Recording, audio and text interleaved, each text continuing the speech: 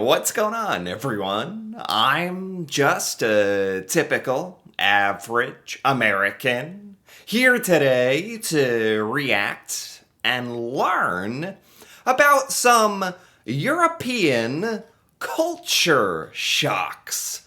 So, these are things in Europe that are very weird to us Americans because, most of us Americans can't really imagine that in other parts of the world you guys do things differently.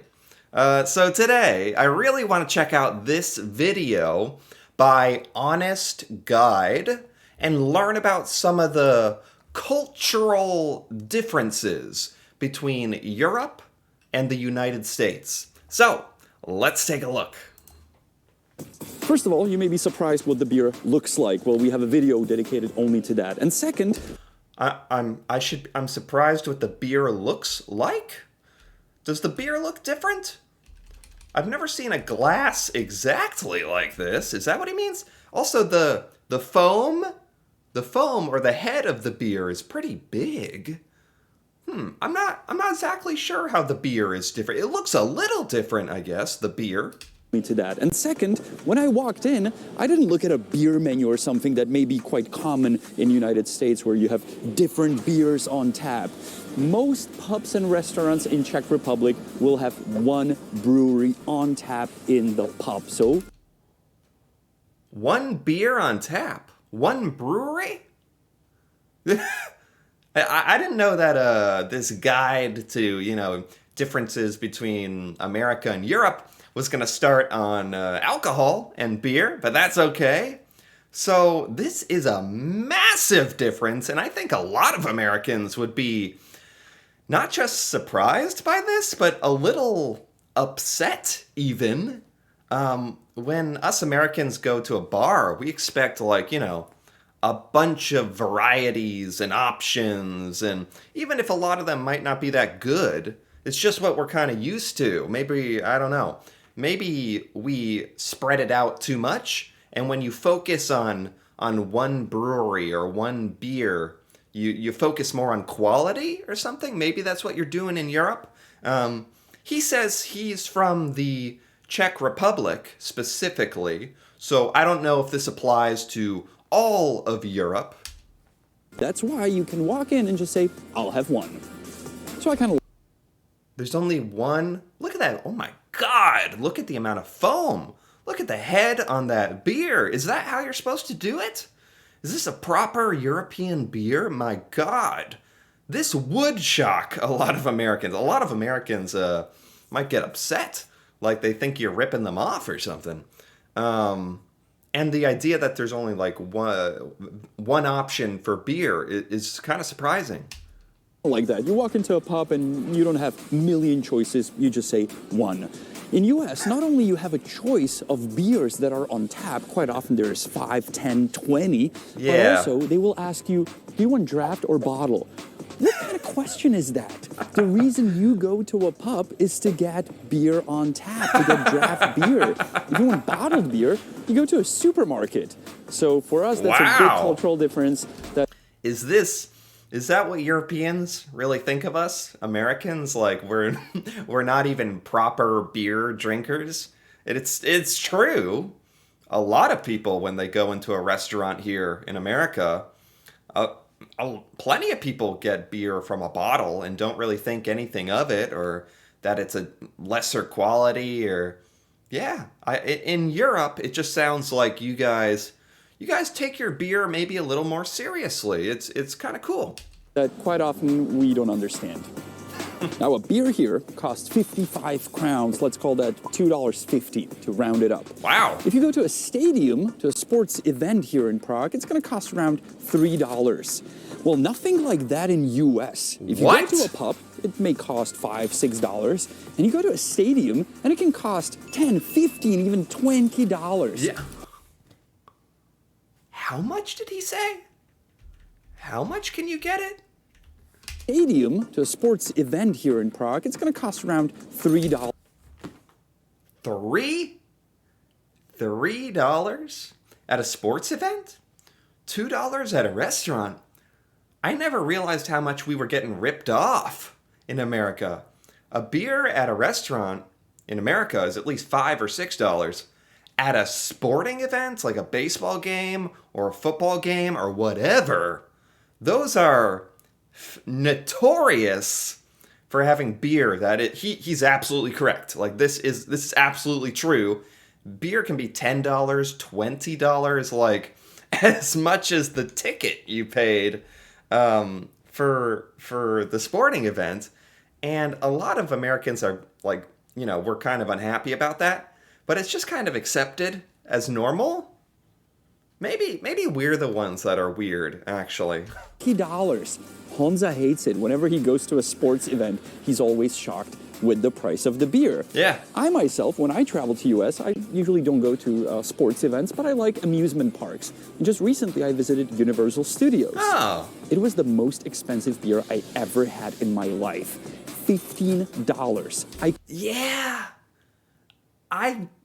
I think in America, they're just really greedy because amusement parks and sports venues, they know that you want beer.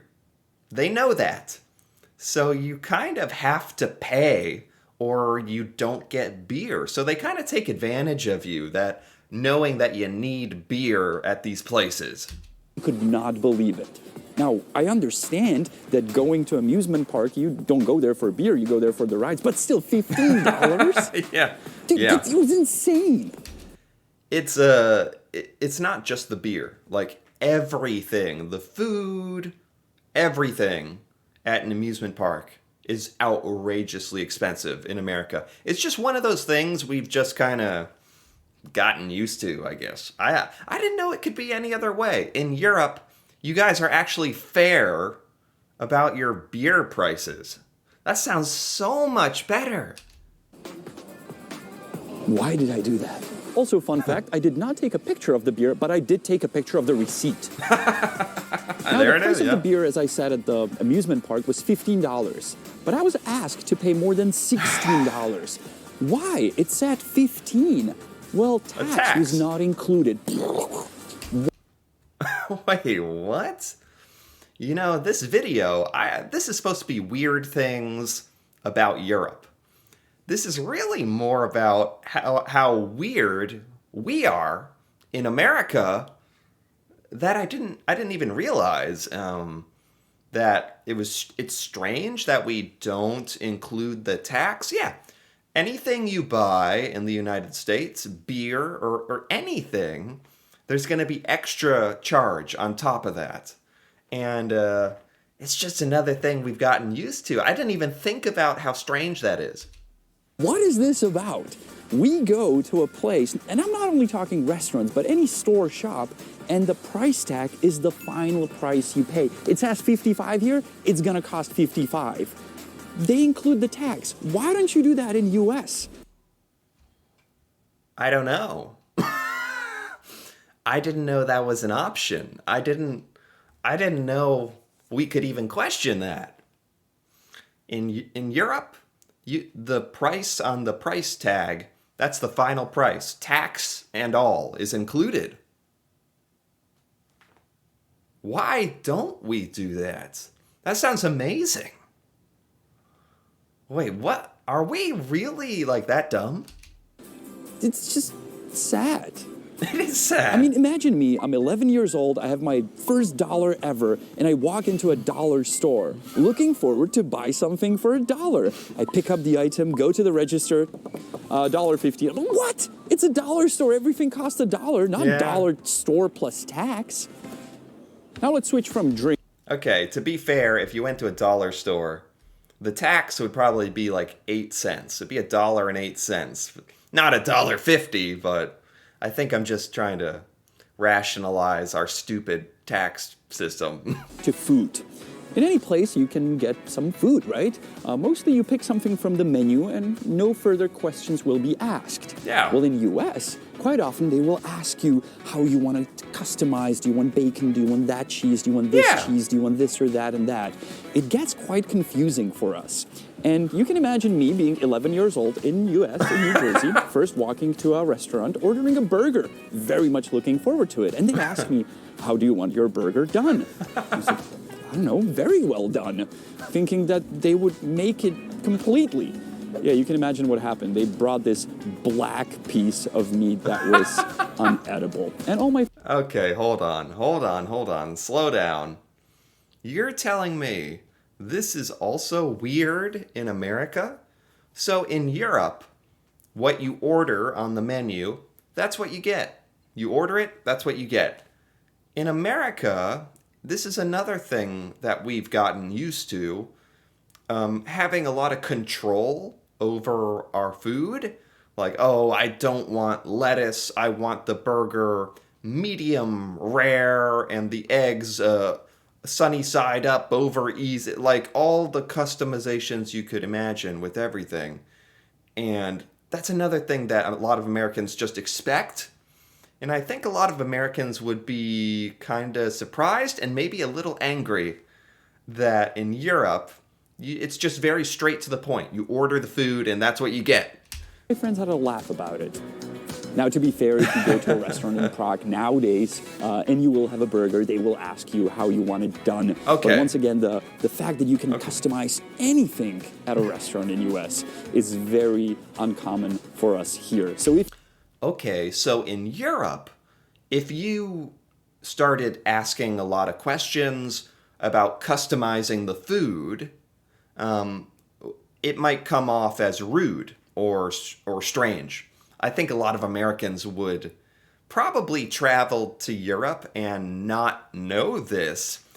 It's starting to make sense why Americans have kind of a bad reputation of being bad tourists, because we have a lot of American habits and customs that seem to be totally like strange in Europe, not done in Europe. So that's starting to make sense to me, why we seem so weird. If you come to a pub or a restaurant in Czech Republic, don't expect that you can customize every single item on the menu. That's why there's a menu with things that you pick from. I really hope we didn't lose our subscribers from the United States. We love you guys. So to say something that we consider to be amazing in US that we don't have here is water. Free water at a restaurant, at a bar, anywhere. You sit down at a table, and in US, you get a glass of water. Yeah. It never happens in the Czech Republic, ever. Not only that, if you ask for tap water, quite often they will say, no, we don't serve tap water. And you... Really?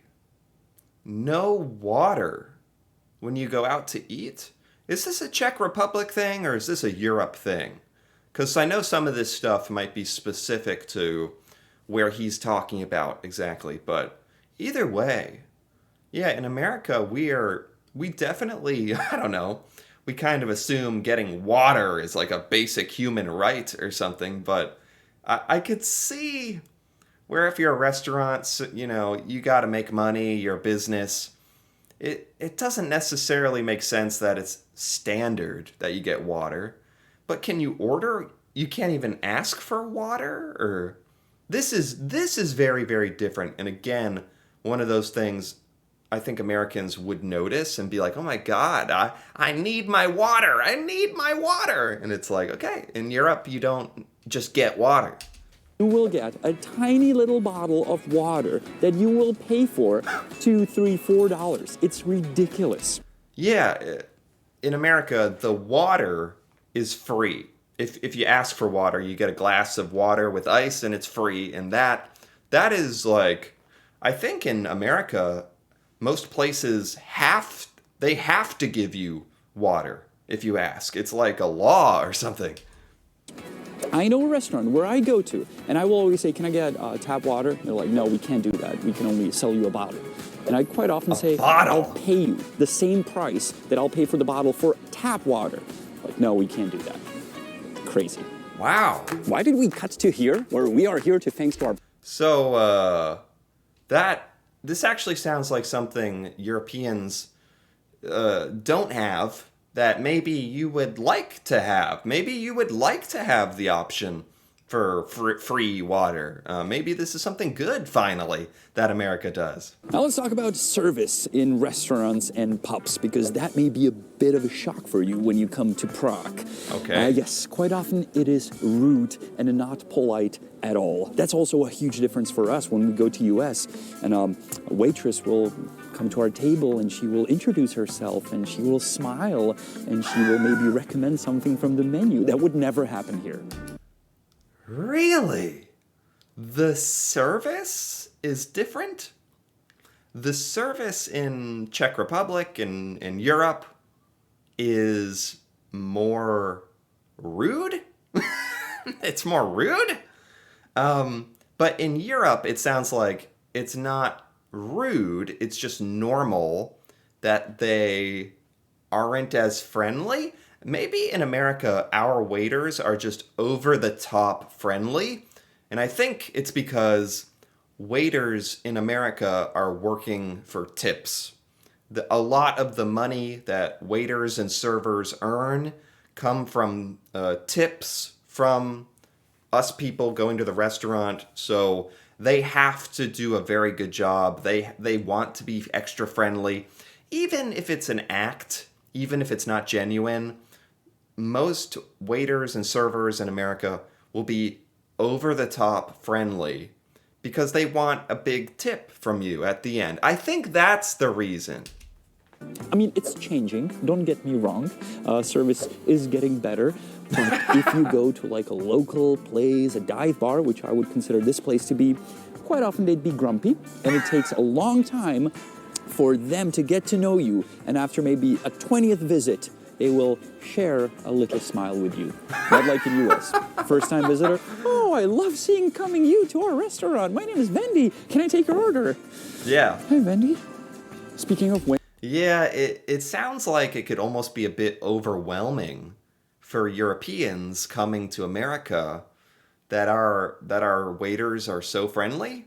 And yeah, they'll talk to you, refill your drinks without you having to ask, give you recommendations, make jokes. And it's all for money. It's all just to get a good tip.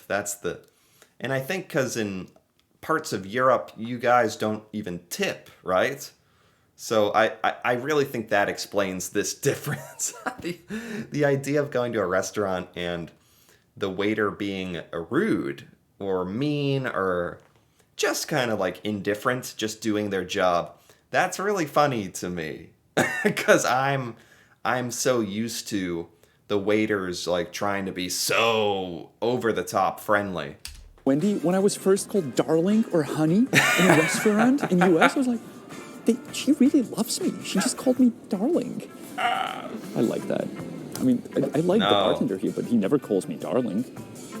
Let's make it stay that way, okay? We're tough guys. Even though the two of us consider the service at places in the United States very good and very nice and very polite, there is one thing that we consider to be very rude. And that is, you're finishing your meal or maybe you're halfway through and suddenly a bill lands on your table. What is that? Are you kicking me out? That would never happen here. Any business, restaurant, pub, coffee place tries to keep you in the place as long as possible. You're done with your meal, they'll offer you a dessert. You're done with your dessert, they will offer you coffee. You're done with your coffee, maybe you want to start over and have another appetizer. Now, I see. Yeah, he's right. In America, this is normal. When you're done with your food or you're almost done, the waiter, I mean, sometimes they'll come over and ask if you want dessert, but a lot of times they'll come over with the check or the bill and put it on the table. A lot of times they'll say, oh, no hurry, no rush, but here's the bill. I don't know. I don't think this is rude, but then again, this is normal for me. I can see where this could be rude for Europeans if you're not used to this. They're not saying get out of here. They're really just giving you the option to be done. If they give you the bill, you can pay it and leave. That's how I see it, I guess. Sometimes they also start taking the plates away from your table. Like if you're done with your food, and you have empty plates, they'll come over and start taking the plates away from the table and cleaning up while you're still there eating. And I'm guessing that's strange for Europeans as well. In other words, they want to keep you in as long as possible. You have to ask for the bill. In US, very often, you're halfway through, here's your bill. I'm like, well, maybe I want another something. No, the bill is already on the table. Okay. When you put it that way, it does make sense to me that this is strange. I mean, you can always ask for more. Just because the bill comes doesn't mean you have to be done. But I see how it can come across as kind of pushy. Speaking of the bill, let's dive into tipping. And that can create some big issues because that's a big cultural difference. Okay. In US, quite often we get asked, do you want to tip 15, 18, 20, 25%? Yes. Which for us is like, whoa, that's a lot. A quarter of the bill just tips because it's a tip-based country or tip-based business. In Czech. Yes. In America, the waiters are paid really, really badly by the restaurant. So they need your tips to survive. Like most of their income comes from tips. So that's kind of the pressure that Americans feel to tip so that the waiters can survive. And if they do a good job, you feel like you want to tip them. So that's why they're really friendly. And I don't love tipping.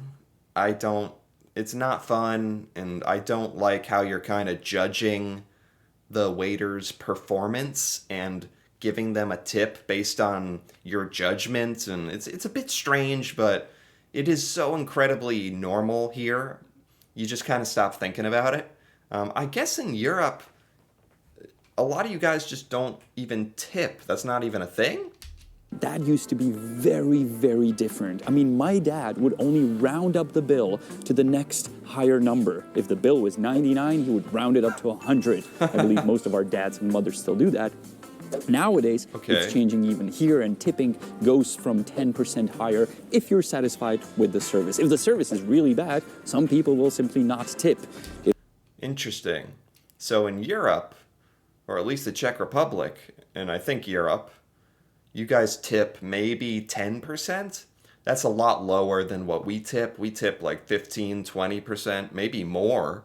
And in America, you never give zero. If you give zero, that means they kidnapped your grandma or something. That means they threw the food in your face. You almost never leave zero. If that would happen in the US, that you would not leave a single cent on a tip, I've experienced people running out of the restaurant and be like, what happened? What did we do wrong? Like, why did you not tip? So tipping is very, very different. And I'm curious what you will say about that in the comments. Whatever country you're from, I want to read what's the average tipping in your country. Interesting. Now, this cultural difference is not only huge, but I consider it to be evil. And that is packaging. And garbage in general. I'm not talking about if you go to a place where it's a takeout or you go to a fast food. Yes, they put it in a paper bag, either if you're in US or here. Packaging. But I'm talking about if you go to a restaurant and they create so much garbage, so much waste, even though you're at a restaurant. Quick example. Mostly if you get a drink at a bar in the US, they put a napkin under it. So it soaks the moist that's running under it. Yeah. Well, that's for one use only. Afterwards, they will throw away the napkin. How about we use coasters? Because you can reuse the coaster. And that's just one very simple example. And I understand what he's saying. I think in America we are very wasteful. I do feel that way too. And most of this stuff I never think about ever. Like, it's kind of funny hearing a lot of this stuff from the European perspective. But the amount of waste that we do, I do think about that sometimes with wasting napkins and the paper and A lot of different stuff, yeah. Another one is if you order a ketchup at this place, they will bring it either a bottle, some places in US do that too, or they put it in a ceramic cup that they clean afterwards. Not that they grab 20 ketchups and throw them next to your burger. Or even in McDonald's in Czech Republic, you pay for every single tiny packaging of any sauce, any ketchup. So you think about if you want one or two. In US, yeah, can I get some ketchup? Here you go, here's a million ketchups in tiny little bags. No, don't do that. Yeah, this just kind of like in America, we are used to having a lot of little luxuries and a lot of things like that that we take for granted that we don't have to do it this way. He's right. I actually agree with this. We are very wasteful. I've noticed that. I mean, you guys are going all Michael Bay packaging. Like, hey, yeah, that's a plastic bag. Let's put it in a paper bag and let's put more packaging and pack it up. You want it to go? Yeah, let's pack it up more. Yeah. Yeah. Meanwhile, in Europe, yeah, let's get rid of plastic straws. They really destroy the universe. There's going to be one hell of a discussion under this video. I absolutely love you guys from US, and I love going to US, just so you know. We both do. Please don't cancel my ESTA. I think a lot of Americans would be willing to agree that in America, we do have a lot of paper waste and plastic waste and packaging that gets thrown away, single-use packets. We don't really recycle very well. I think a lot of Americans would be willing to admit this. Yeah, it's just that not enough people care, so it doesn't ever really change. Now let's drop the beer for a minute and let's talk about coffee and coffee culture differences between USA and Europe. Is coffee popular in Europe? Because coffee is very popular in America. Very popular. Triggered already? Well, you'll get triggered more. Yes, in Europe, we do not consider this to be a cup of coffee. That's a gallon of coffee. If it's more than a gallon, it's not coffee. This is a cup of coffee. By the way, shocker, they have a cup of coffee. Oh my God, look at how tiny this is. Look at this little tiny cup. Is this for a child? For a baby? Oh, this is a normal cup for coffee? Is that true? That is smaller than a small in America. I didn't even know you made cups that small. In this cup. It's served in a ceramic cup. It's this size. You have a plate under it. It makes that little noise when you put it down. You sometimes even get a spoon with it so you can mix your little espresso. And this is how you drink it. Espresso. Not a gallon. Doesn't fit in your car so you can drive and sip on your little coffee soup throughout the day. Big difference. Big shocker for us when we go to... So maybe the coffee in Europe is just stronger. Or you have espresso. You guys have Starbucks in Europe. I'm sure you do. Some people must get these big, sugary coffees, right? Right? Places in US and they simply don't serve something like this. No. Hold your horses. I know that coffee culture in US is changing depending on which state you live in, if you live in a city and so on. But still mostly people think this is coffee and you cannot get this. Yeah. It's sad for us Europeans. Yeah. Can I get a cup of coffee? It's funny because I think a lot of Americans would be upset if you gave them this little coffee espresso. A lot of Americans would be kind of mad because we do want the giant coffee. You want Venti Grande, Grande XL, Grande XXXXL, like the Italians drink it. Whoa. Now, this next cultural difference may sound weird, but I believe it should be addressed. And that is restrooms and toilet sizes in restaurants and pubs. And I'm not talking about the actual seat size, but I'm talking about you have a big pub and there's one toilet. There's like one restroom for the entire pub where there's like hundreds of people.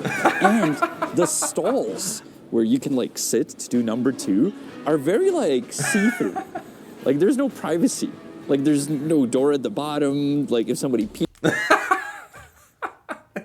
It is so funny hearing a European talk about this stuff because again, we don't think about this, but it's so true. In America, our bathrooms are usually like very small. And you can see like over and under the stall, and there's big gaps in the panels. You can see people going to the bathroom. I don't know why. Nobody knows why it's like this. This is another thing we've just gotten used to. So what's it like in Europe? Is it like a lot better? Geeks, they can see you. Yeah, it's kind of strange. And girls talk about that a lot. Both our girls talk about it, how like it's kind of weird that people can't really see you. So that's a big difference. If there's a big pub here, it has many restrooms, many toilets. Are you kidding me? Look at this. Are you kidding me? This is the most shocking thing of the whole day for me. This looks like a 5-star hotel. This looks fancy. This is amazing. Is this really what European bathrooms look like? You actually get your own door to your own stall, and it's totally covered. Everything looks so clean. There's more than one toilet and sink. This is blowing my mind. And it can, do the business people need and accommodate many people. What the heck is this? This is the nicest bathroom I've ever seen in my life. At the same time. And of course, the ones we mentioned are not the only cultural differences between our continents. There's many more. We can talk about different units. We can talk about different forms of transportation, how we move around cities and countries, how big are our cars and your cars, and many more topics. So let us know in the comments if you... Okay, sounds like that's the end. Oh my God! I never realized there's so many things. A lot of big things, a lot of little differences as well between Europe and America. And I have to admit, a lot of this European stuff sounds like you do it better than America.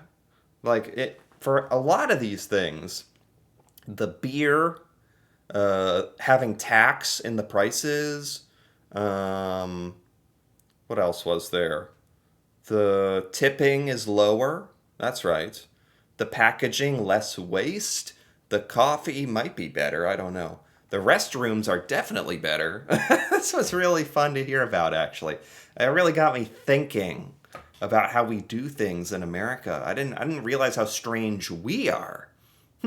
So anyway, if you enjoyed this, feel free to give this video a like or leave a comment with your thoughts on some of the cultural differences between America and Europe. That'd be fun to hear about. And if you're interested in more videos like this, feel free to subscribe for more. And until then, thanks for watching, and see you next time.